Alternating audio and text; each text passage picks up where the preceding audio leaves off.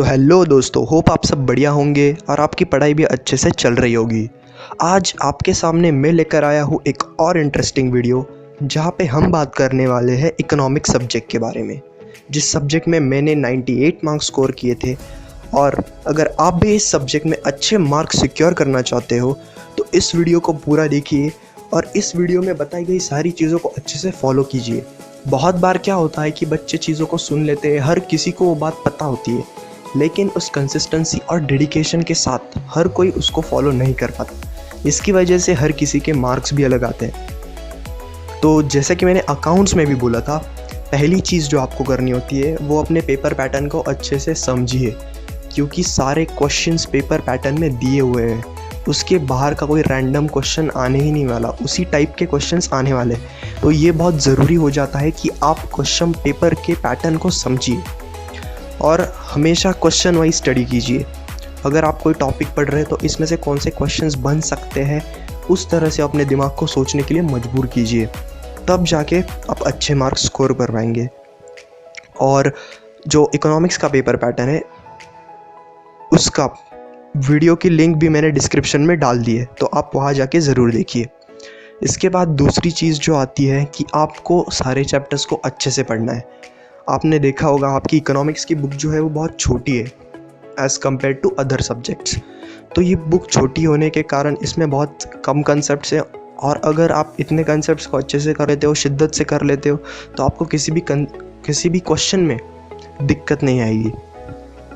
Economics के concept आपने जैसे देखा होगा बहुत ज़्यादा इजी हैं, कुछ हार्ड टॉपिक्स हैं, उनको आप एक बार समझ लीजिए, कीवर्ड्स को अंडरलाइन कीजिए, जो डायग्राम्स है डिमांड सप्लाई यूटिलिटी के, उनको अच्छे से समझिए। रट्टा मारने की कोई ज़रूरत नहीं है दोस्तों, क्योंकि रट्टा मार के आप भूल जाओगे।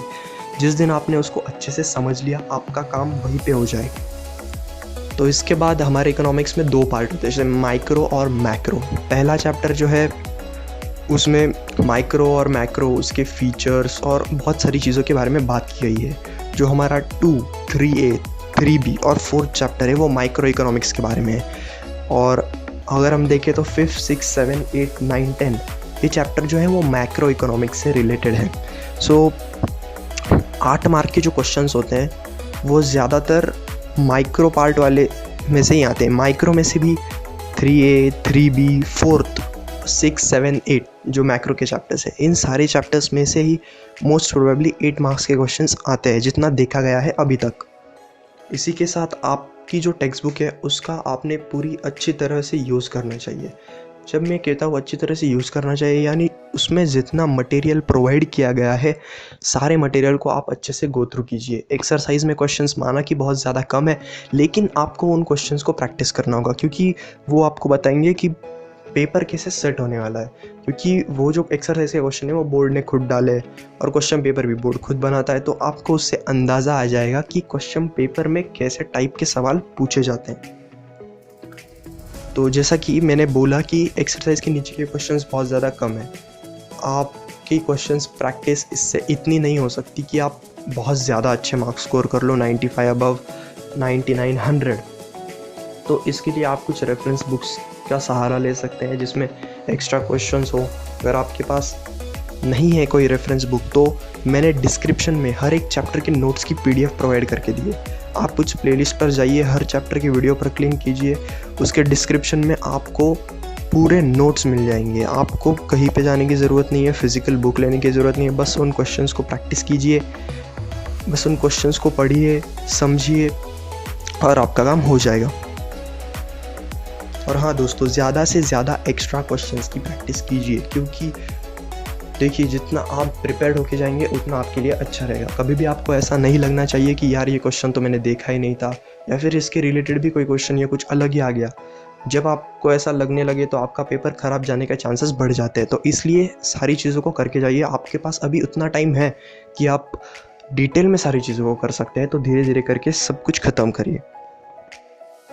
इसी के साथ सबसे लास्ट वाली जो चीज़ होती है कि वो आपको PYQs देखने हैं एक बार, उससे आपकी प्रैक्टिस भी हो जाएगी। इसके साथ साथ आपको प्रैक्टिस पेपर्स भी कुछ सॉल्व करने हैं, क्योंकि कंसेप्ट्स क्लियर हो जाने से कुछ नहीं होगा दोस्तों, ज़्यादा आपको वो लिखते भी आने चाहिए। सो लिखने की प्रैक्टिस भी बहुत ज़्यादा ज़रूरी होती है, तो इसलिए प्रैक्टिस पेपर्स जो है बहुत ज़्यादा इम्पॉर्टेंट है। टर्म के पेपर दीजिए, यूनिट टेस्ट के पेपर दीजिए, कॉलेज में जो प्रीलिम्स होंगे वो दीजिए, क्लासेस में जाते होंगे वहाँ पे कुछ पेपर होंगे, आपको कहीं और किसी और दूसरे सोर्स से पेपर मिले उनको सॉल्व कीजिए। इससे होगा क्या, आपका कॉन्फिडेंस बूस्ट होगा और आप जान पाओगे कि आप कहाँ पे गलतियाँ कर रहे हो। बहुत बार ये होता है कि आंसर पूरा राइट होता है, उसमें ढेर सारी स्पेलिंग मिस्टेक्स होती है, इसकी वजह से मार्क्स बहुत कम काटे जाते हैं, लेकिन एक बैड इंप्रेशन पड़ता है एग्ज़ामिनर पे। तो हमें ये चीज़ रोकनी है, तो इसलिए ज़्यादा से ज़्यादा राइटिंग में प्रैक्टिस कीजिए अगर आपको पॉसिबल होगा तो। दोस्तों, आप ये बात भी अग्री करोगी कि लास्ट मोमेंट पे आप पूरी की पूरी टेक्स्ट बुक नहीं पढ़ सकते। इसके लिए आपको शॉर्ट समराइज्ड नोट्स की ज़रूरत होनी चाहिए, एक चार्ट्स की ज़रूरत होनी चाहिए, कलरफुल थोड़ा उसको बनाइए ताकि आपको पढ़ने में भी इंटरेस्ट आए। हर बार वही बुक पढ़ के आप भी बोर हो जाओगे, तो ज़्यादा से ज़्यादा अपनी स्टडी को इंटरेस्टिंग बनाने की कोशिश कीजिए। दोस्तों से क्वेश्चंस डिस्कस कीजिए, ग्रुप स्टडी अगर आप पॉसिबल होगा तो वो कीजिए, एक दूसरे का सवाल पूछिए, ज़्यादा से ज़्यादा इंटरेस्टिंग कीजिए। मैंने भी मेरे एग्ज़ाम के टाइम पे लास्ट मिनट रिवीजन कुछ चार्ट्स बनाए थे, जिसका भी लिंक मैं आपको डिस्क्रिप्शन में दे दूँगा। और बिलीव मी दोस्तों, वो चार्ट्स बहुत ज़्यादा हेल्पफुल हुए थे।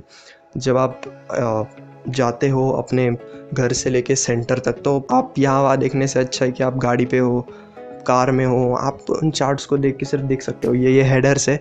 और हाँ दोस्तों, उसमें मैंने हर एक टॉपिक के जो हेडर्स होते हैं उनके लिए कोड भी दिया है, तो आपको वो लर्न करने की ज़्यादा परेशानी नहीं होगी। आपको सिर्फ वो कोड ध्यान रखना है, इस टॉपिक का कोड है, और बस 8 मार्क्स के क्वेश्चन के लिए ये कोड वाली चीज़ बहुत ज़्यादा काम करती है दोस्तों। जितनी बार आप उन कोड्स को रिवाइज़ करोगे ना, आपका काम उतने अच्छे से हो जाएगा। तो दोस्तों, आज के वीडियो के लिए इतना ही। होप आप सबको वीडियो पसंद आया होगा। हमारे चैनल को सब्सक्राइब कीजिए, नोटिफिकेशन बेल को भी ऑन कर दीजिए ताकि कुछ भी इम्पॉर्टेंट अपडेट हो आपकी स्टडी से रिलेटेड वो आपको मिलते रहिए।